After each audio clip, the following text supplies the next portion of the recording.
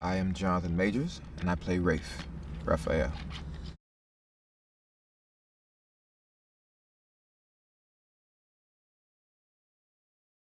This script came to me uh, pretty standard via my team, and pretty new to I just graduated from school, so I wasn't really aware of how things kind of worked. And so I got the script, and I was like, well, what?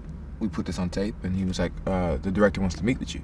So I'm like, cool. And so I go and read the script from my agent, and then I meet up with Rupert at a restaurant, and that's how the process began.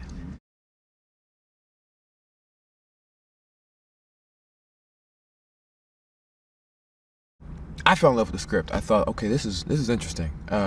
Primarily because the characters, for one, that we are in a world in which um, everybody. First off, you have a couple protagonists. Um, they ebb and flow about who's in focus, who's not in focus. Ultimately, you realize that they're all kind of deeply interconnected through family. Rafe and Gabe being brothers, and Mulligan being the partner of our deceased father. So I was amazed by that trinity that we're kind of following these three storylines.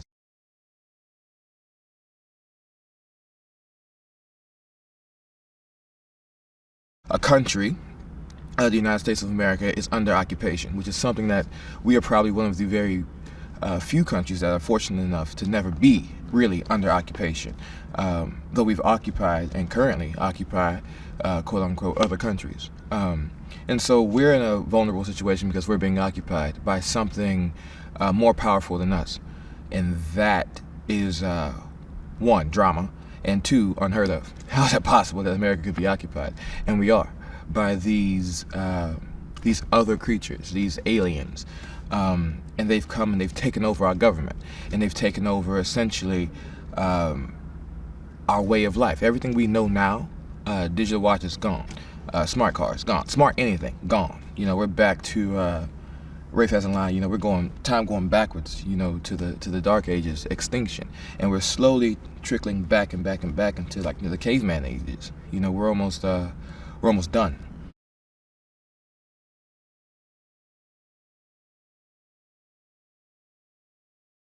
Rafe is the older brother to Gabriel, and our father and mother were a police officer and a teacher, which is very cool. That in Chicago, our parents were very domestic, social disciples of humanity. They're police officers, so they're keeping us safe, and they're teachers, so they're educating us, right? Like, that is as down home as you can possibly get.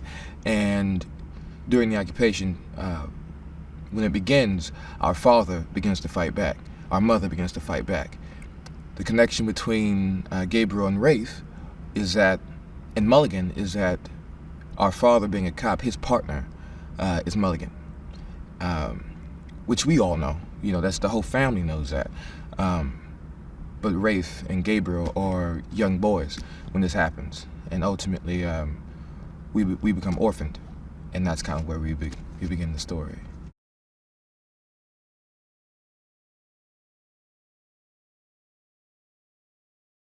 Rupert and Erica, the writers of the show, and Rupert being the director, did a great job, I think, of laying out breadcrumbs on how they got to where they got. Now, how they picked up one breadcrumb to the next breadcrumb, they left in some ways open for the actor to interpret and to kind of build.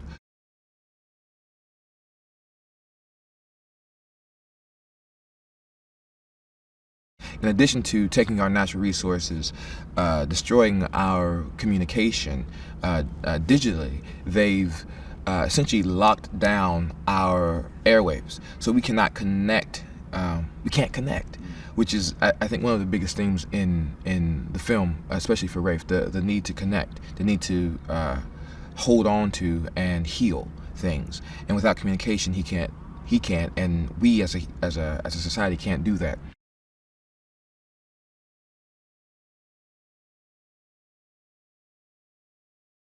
We are living in a place where there's so much surveillance. We are being run by one power. It is their way. There is no communication between the people and the power. There is no communication between the people and the people. We are put in a situation where we simply exist, and we're being watched. And so we can't exist the way we wish to exist. We can't gather. There's nothing that we can do that will, we can't connect. The jammer is such a metaphor and a theme that we're jammed and we can't get to each other, and we're not doing it to ourselves. There's something greater than us, and not the greatest thing, but something greater than us stopping us from connecting, and they're watching our every move. And I mean, Big Brother turned up to 20 million,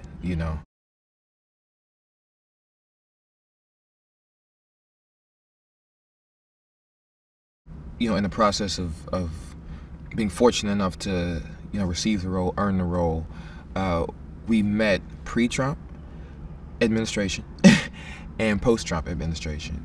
And pre-Trump administration, we were just we felt that there was something looming, but the script was written way before this became a thing.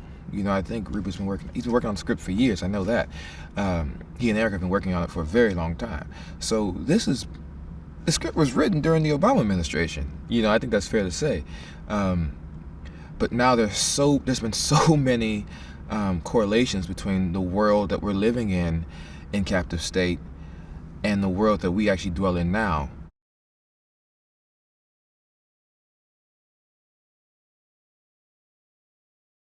There's a moment in the film where myself, Anita, and Daniel are escaping Chicago, and we have to walk through these scanners because only a certain group of people are authorized to travel. Now, we didn't know. I'd bet the bank on it that Rupert didn't know that we would be dealing with a Muslim ban, quote unquote. He didn't know that the press would be locked out of the White House, at certain times. I'm certain he didn't know that. There is no art in Captive State. There is none. I mean, there's no references. There's nothing. And we are in a position now where we might lose the National Endowment of the Arts. PBS is has its back against the wall. So we're in a state, no pun intended, very similar to where we are now.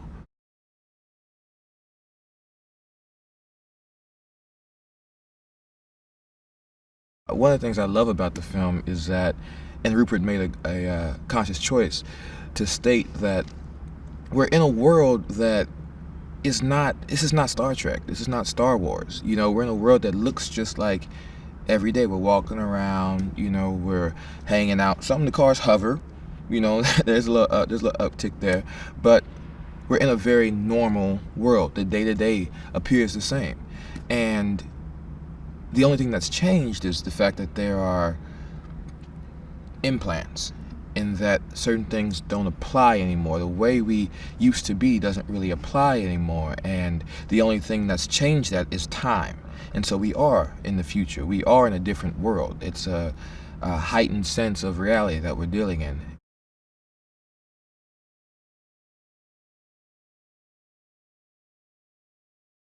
So we have Mulligan, who represents, I think, the government branch, right? He's a police officer. He's a special branch police officer, played by John Goodman, and he occupies that sphere. Then we have Gabriel, baby brother, who is our day-to-day 9-to-5 young man worker. He is the social branch. He makes it through life day to day. And then we have Raphael, who is completely off the grid, right? Who represents the resistance, right? So you have these two guys on opposite sides. You have the state, and then you have the people, and then here you have the resistance. And so we're all pulling and trying to make our way through. Cool part about the film is that as we struggle, we kind of realize we're all kind of going for the same thing. But because we're jammed up, because we can't communicate, we have a hard time. and we lose life, and we lose time, and we lose resources because of that confusion.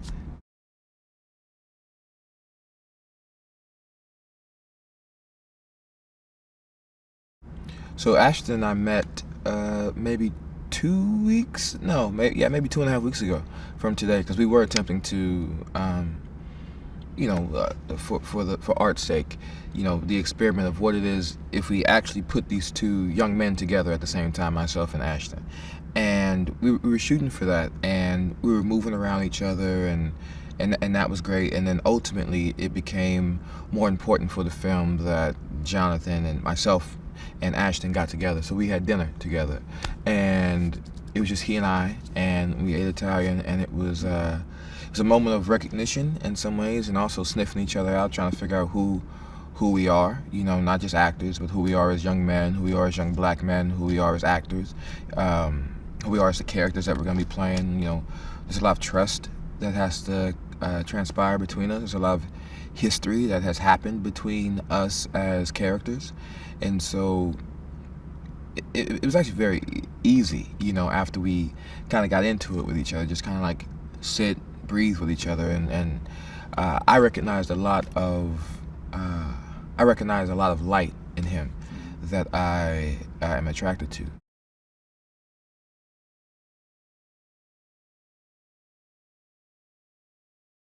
It's kind of cliche to say, like, Chicago is a part of the film, but it absolutely is.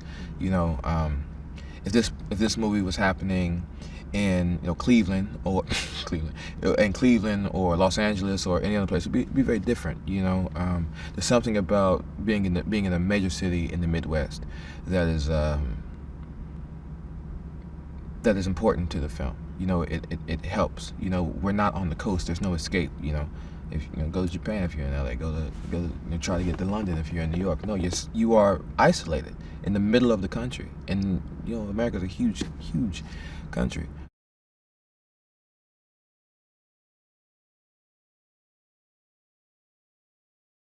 Jane Doe has been the one to help keep everything afloat, to the extent that she is the one that activates and educates and radicalizes young Rafe. And so she is his landline in many ways to the resistance.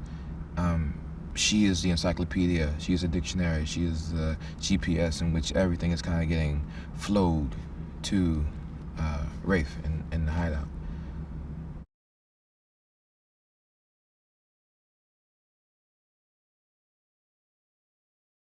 As you find out in the film, they have a very, it's very much like Romeo and Juliet. They're at a party. He sees her, star-crossed lovers.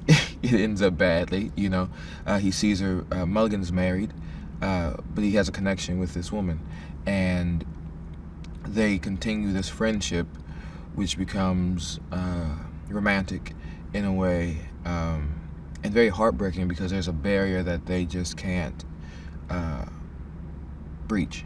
That Mulligan, with his integrity, with his understanding of life and his marriage, just can't go that far. But because they can't do that, the intimacy is so clear, and the connection is so potent between the two of them.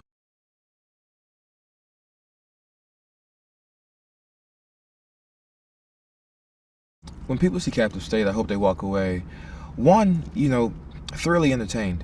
I think what we've put together is a dramatic story that's really gonna get you going. It's a thrill. You'll be thrilled when you watch it. You'll be rooting for these guys, and then I hope that it sticks with them long enough that they kind of realize, and I hope they will. They realize how close we are, the givens that are happening in the film and where we are now, and to, very fortunate I feel very fortunate to be working on this film, because to me it's real art. And what real art is specific, personal, and relevant.